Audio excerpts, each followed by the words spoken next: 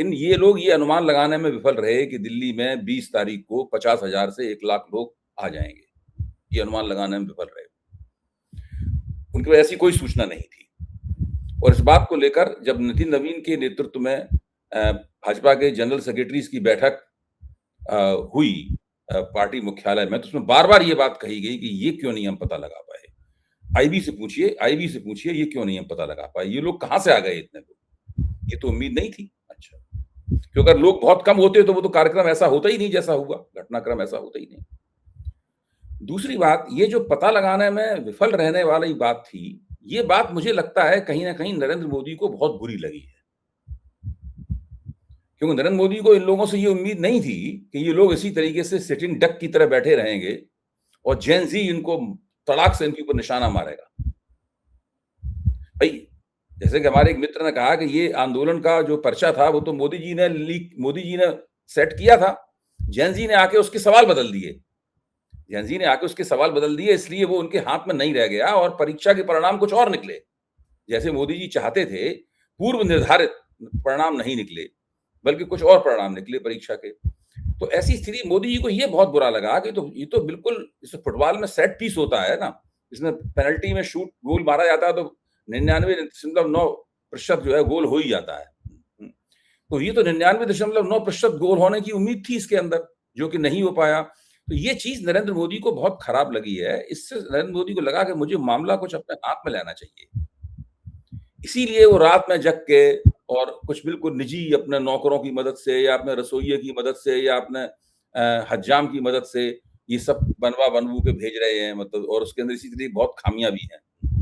इससे ये भी एक कयास हम लोग लगा सकते हैं कि अमित शाह नरेंद्र मोदी के सिपहसालार थे, अभी भी हैं निश्चित रूप से, लेकिन वो कुछ थोड़े से इस मसले के कारण अकेले से पड़ गए।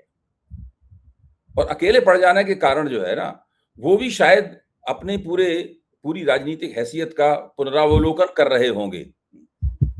वरना इसमें क्या बात थी कि भाई संसद में आके जवाब दे देते मल्लिकार्जुन खड़गे का, संसद में आकर राहुल गांधी की बात का जवाब दे देते।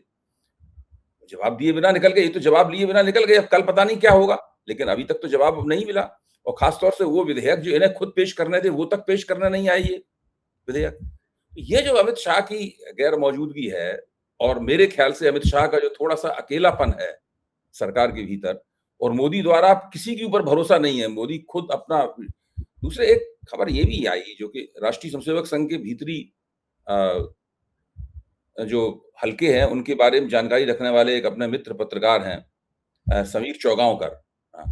तो उन्होंने एक पोस्ट लिखी और उस पोस्ट में उन्होंने लिखा कि सरकार और बीजेपी इस बात को लेकर बहुत चिंतित है कि एक वरिष्ठ मंत्री के परिजनों की तरफ से इस काकरोच आंदोलन की फंडिंग की गई। सरकार के पास ये सूचना है और सरकार इसलिए इसकी बहुत ही जबरदस्त जांच कर रही है। जब मैंने इसी सूचना को लेकर एक वीडियो बनाया तो उसको 4.5 लाख लोगों ने देखा। उस वीडियो को जाहिर है नितिन गडकरी की तरफ इशारा है। नितिन गडकरी के परिजन जो है, यानी उनके बेटे, वो 500 करोड़ रुपए तक मुनाफा उनकी कंपनी का एथेनॉल के कारण पहुंच चुका है, जो कुछ दिन पहले 2024 में 2 से 4 करोड़ हुआ करता था केवल। अब 500 करोड़ प्लस उनका मुनाफा है उनका। तो सीधे नितिन गडकरी की तरफ इशारा है और उनकी जांच पड़ताल हो रही है। नितिन गडकरी ने बम्बई हाई कोर्ट में मुकदमा डाल रखा है। इसमें उन्होंने साफ कहा है कि इथेनॉल वाले मसले से मेरा कोई ताल्लुक नहीं है। भाई, ये तो ताल्लुक कैबिनेट मीटिंग में तय हुआ था, जबकि मंत्री के तौर पे वो कैबिनेट मीटिंग में तय हुए किसी भी फैसले से अपने आप को, अपना पिंड नहीं छुड़ा सकते, क्योंकि सामूहिक जिम्मेदारी की वजह से वो उनका भी फैसला है। लेकिन नरेंद्र मोदी के ऊपर ही उस फैसले की जिम्मेदारी फेंकना, कानूनी रूप से अपने ही दायर किए हुए इस्तिगासे में और लिखित रूप से फेंकना, मतलब जो है एक बड़ी बात है। इसका मतलब है कुछ ना कुछ अंदर ऐसा पक रहा है। एक तरफ है अमित शाह का अकेलापन, दूसरी तरफ है नितिन गडकरी के खिलाफ चल रही एक भीतरी जांच, जिसके बारे में कभी किसी को कुछ पता नहीं चल पाएगा। और हवा में लटका हुआ एक निर्णय जो कि अभी तक नहीं लिया गया है। एक निर्णय जो नहीं लिया गया है कि आखिरकार इस आंदोलन के ऊपर सरकार की नीति क्या होगी। अनुराग ठाकुर का वक्तव्य तो कोई नीति नहीं है, अनुराग ठाकुर का वक्तव्य तो कोई रणनीति नहीं है, कुछ नहीं है। तो ये जो माहौल बन रहा है सरकार के भीतर, ऐसी पहली अनिश्चितता, सरकार के सिपहसालार का अकेलापन, सरकार के सबसे भव्य छवि वाले मंत्री की सरकार के भीतर प्रतिष्ठा में क्षय, उनके ऊपर संदेह कि वही सरकार के खिलाफ आंदोलन करवा रहे हैं ताकि मोदी और शाह को असहज किया जा सके। शीतल जी, आपने जो ये बात कही है और आपने एक अच्छा संदर्भ दिया है चौगांवकर साहब का, निश्चित तौर पर हम लोग जो है उनकी पोस्ट को गंभीरता से लेते हैं, जो उस तरफ क्या हो रहा है उसके बारे में कुछ इशारे करती है। क्योंकि इस दौर में जो शाह और मोदी जी ने पैदा किया है, इसमें एक ये भी इनके साथ एक चीज है कि इस दौर में सूचनाएं बाहर नहीं आती।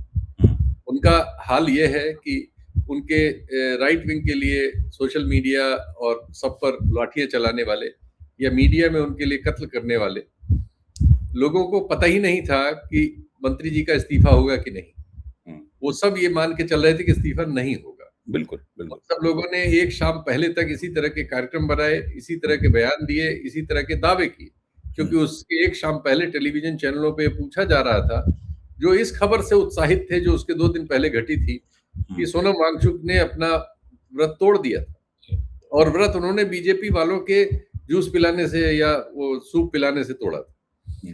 तो उससे ये हो रहा था कि चीजें हैंडल में है सरकार के। सोनम वांगचुक की घटना से ये संदेश आया था कि जो नेतृत्व है इस आंदोलन का वो सरकार के साथ नत्थी है, जैसे उसके बारे में आशंकाएं पहले से थी।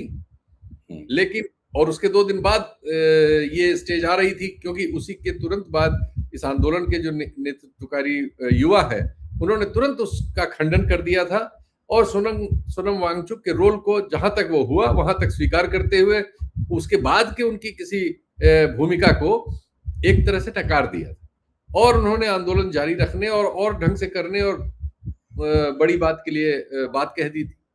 तो वैसे में जब बात हो रही थी टेलीविजन चैनलों में और या अपने प्रोग्राम्स में ये सब आ रहे थे दक्षिणपंथी, तो ये सब दावे कर रहे थे। एक सबका अब तो चूंकि ये डिजिटल चीज मिटाई नहीं जा सकती, सब उपलब्ध है। कई जगह ये उनसे पूछा गया तो आपको क्या लगता है इस्तीफा होगा कि नहीं होगा? सब ने कहा नहीं होगा। तो ये तो एक बात साबित हो गई कि जो मोदी शाह डिस्पेंसेशन है, जो वैसे कई बार साबित हो चुकी है, कई बार मुख्यमंत्रियों के चयन वगैरह में इन लोगों के सारे स्पेकुलेशन मिट्टी मिल गए कि ये सब चाहे जितनी लाठी चलाते रहे हो उनके लिए, चाहे ये उनके लिए कितनी ही सेवारत हो, चाहे इन्होंने अपने जमीर को बेच के अपने आप को इतना शर्मिंदा भले ही कर लिया हो, लेकिन इन लोगों को कुछ पता नहीं होता। वहां जो फैसले होते हैं वो उन्हीं तक सीमित है और ये जितने भी लोग हैं ये सब लोग स्पेकुलेट करते हैं और इनके स्पेकुलेशन ज्यादातर बार धराशायी होते हैं। तो ये है चौगांवकर साहब इसमें थोड़ा सा भिन्न है। वो अपनी इतनी क्लोजनेस तो नहीं दिखाते, लेकिन उनकी बहुत सारी स्टोरीज में कुछ कंटेंट ऐसी होती है जो जिससे लगता है कि उसमें शायद अंदर की बात की कुछ ध्वनि है। मैं फिर भी बेनिफिट ऑफ डाउट इस डिस्पेंसेशन को दे देता हूँ। लेकिन एक चीज हमारे सामने है कि ये जो मोदी और शाह जी की जुगल जोड़ी है, जो गुजरात में एक लंबा समय बिताकर फिर दिल्ली आई और दिल्ली में लंबा समय उन्होंने बिता ही लिया है, जिनके पीछे ऐतिहासिक सफलताएं हैं जिनके पास, जिनके नियंत्रण की हम लोग बहुत बार बात कर चुके हैं, लेकिन उनके इस नियंत्रण कार्यक्रम की वजह से उनके कुछ स्थायी, आप कह सकते हैं स्थायी अंतर विरोध भी सामने धीरे धीरे आ रहे हैं। जो गडकरी साहब की आपने बात की, ये उनमें से एक है। गडकरी साहब बिल्कुल अपने को लगा है, गडकरी साहब के कैंप से जो खबरें आती हैं उसके अनुसार उनको लगा कि एथेनॉल मामले पर उनको पिटने के लिए खुला छोड़ दिया गया। उनको ये लगा कि सरकार के किसी दूसरे मंत्री ने, जैसा कि आप कह रहे हैं कि इस मामले में अमित शाह के साथ कोई नहीं खड़ा हो रहा है, वैसे गडकरी साहब के साथ कोई नहीं खड़ा हुआ।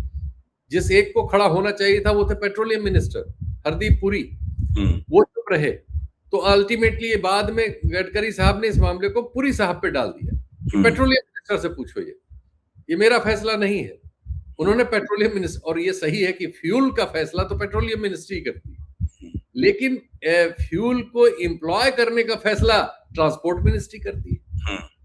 फ्यूल कौन कौन से हो सकते हैं ये रिसर्च तो पेट्रोलियम मिनिस्ट्री की है, लेकिन उसके बाद उसको हम किस ट्रांसपोर्ट सेक्टर में परमिशन देंगे ये काम करने का काम ट्रांसपोर्ट मिनिस्टर का है। तो ये फैसला अकेला नहीं, आपने बिल्कुल सही फरमाया कि कैबिनेट ने फैसला लिया है, जिसमें सारे कैबिनेट मंत्री जो है जवाबदेह हैं, जिससे कोई जिम्मेदारी से बरी नहीं हो सकता। तो गडकरी जी का ये बयान जो था, ये टेक्निकली गलत भी था कि उस कैबिनेट में ये वो कहते कि ये मंत्रिमंडल का फैसला है, ये सरकार का फैसला है, मंत्रिमंडल का फैसला है, और जो संबंधित मंत्री हैं वो इसके बारे इनसे पूछिए। तो ये तो आपने जो पॉइंट पकड़ा है बिल्कुल सही पकड़ा है कि कुछ तो ऐसा है जिसकी पर्देदारी है और जिसमें शंका पूरी पूरी है।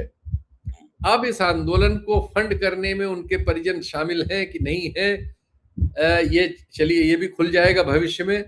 लेकिन अब ये आंदोलन, मैं इससे आगे कहना चाहता हूँ, यह आंदोलन अब इस तरह के किसी फंड पर निर्भर ही नहीं, ये मन में चल रहा है, ठीक, हृदय में चल रहा है, मनों के आंदोलित होने पर ही आंदोलन हुआ है। ये आंदोलन परिस्थितियों पर आश्रित है, ये परिस्थितियों का प्रतिकार कर रहा है। तो अब इसे फंड की या किसी चीज की कमी नहीं रोक पाएगी। और जहां तक हमारे गृह मंत्री जी की बात है, हमारे प्रदेश के मुख्यमंत्री जी से भी उनका बहुत अच्छा संबंध है, हम लोग जानते ही हैं। तो चाहने का जहां तक सवाल है, हमारे मुख्यमंत्री जी भी सदिच्छा ही रखते होंगे, ये तो उम्मीद मैं कर ही सकता हूं, आप भी कर सकते हैं। तो कौन कौन कहां कहां किस किस तरह से क्या मदद करेगा, वो सब तो परतें खुलेंगी और ये अंतर्विरोध आएंगे। और हमने हमेशा देखा है, 77 में बहुगुणा जी, जगजीवन राम जी तोड़ के अलग हुए, 87 में खुद वीपी सिंह अलग हो गए थे, 12-13 में ऐसा नहीं हुआ ज्यादातर, लेकिन पूरी सरकार ही डिफेंसिव हो गई थी, एकदम पटरा हो गई थी। मुझे 12-13 वाला मामला जो है वो ज्यादा नजर आ रहा है कि ये सरकार डिफेंसिव हो गई है, सरकार में कोहेसिवनेस नहीं है, कैबिनेट के फैसले हैं लेकिन पूरी कैबिनेट उसको डिफेंड करने के लिए तैयार नहीं है, सब कंफ्यूज हैं, क्योंकि सूचनाओं का आदान प्रदान करने की प्रणाली खत्म है, क्योंकि चीजों को केंद्रित कर लिया गया है, इसलिए एकाएक उसको विकेंद्रित कर पाना प्रैक्टिकली संभव नहीं है। ये केंद्रीकरण की समस्या है, जिसकी वजह से आज अमित शाह जी के साथ कोई दूसरा हमें उस तरह से खड़ा हुआ नहीं दिख रहा है।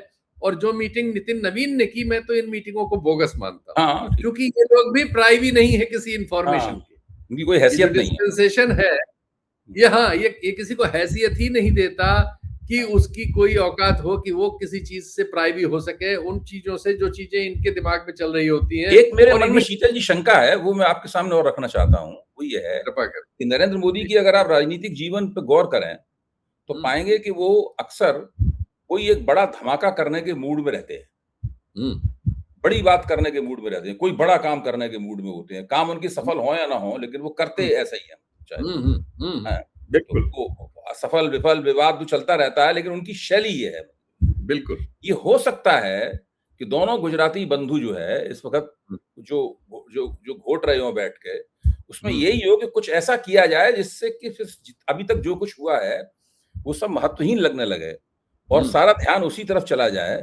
कोई ऐसा बड़ा धमाका, ऐसे नोटबंदी एक इस तरह का धमाका था, या मंत्रिमंडल में कुछ बड़े मंत्रियों का निकाल दिया जाना, गडकरी जी को निकाल दिया जाए। गडकरी जी के जो समवयस्क वरिष्ठ मंत्री हैं, जिनके बारे में कहा जाता है उनमें भी प्रधानमंत्री बनने की महत्वाकांक्षा थी और शायद अभी भी है, उनको निकाल दिया जाए। मैं किसी का नाम नहीं ले रहा हूं, उनको निकाल दिया जाए, उससे एक सन्नाटा, एक सनसनी छा जाएगी चारों तरफ।